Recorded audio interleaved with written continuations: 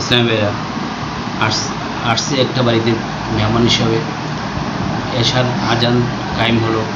আল্লাহ সুবহানাহু ওয়া তাআলা ৮২ বার বলেছেন নামাজ কায়েম করার জন্য। তখন যে গৃহে এসেছি নাস্তার ব্যবস্থা করতেছে আলহামদুলিল্লাহ। এই ফাঁকে আমি গৃহকর্তাকে বললাম যে আমি নামাজ কায়েম করবো।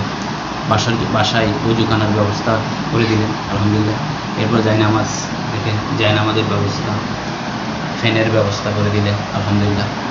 গৃহে নামাজ আদায় করে নিচ্ছি। ইসলাম ভাইরা, আমরা অনেক সময় নিজেকে আমরা সুন্নি দাবি করি, আমরা নিজেকে আহলে হাদিস দাবি করি, আমরা নিজেকে ওয়াহাবি দাবি করি, কিন্তু আমাদের মধ্যে যে আল্লাহ সুবহানাহু ওয়া তাআলা সূরা আল ইমরানে বলেছেন যে তোমরা মুসলমান না হয়ে মৃত্যুবরণ করিও না। আল্লাহ পাক চাচ্ছেন যে আমরা যেন মুসলমান হয়ে মৃত্যুবরণ করি। আসুন আমরা যখন নামাজের সময় হয়, কমিউনিটি সেন্টারে যদি আমি থাকি সেখানে আমি নামাজ আদায় করে নেব। আমি যদি গৃহে থাকি গৃহে নামাজ আদায় করে নেব। আমি যদি কর্মস্থলে থাকি কর্মস্থলে আমি নামাজ আদায় করব ইনশাআল্লাহ।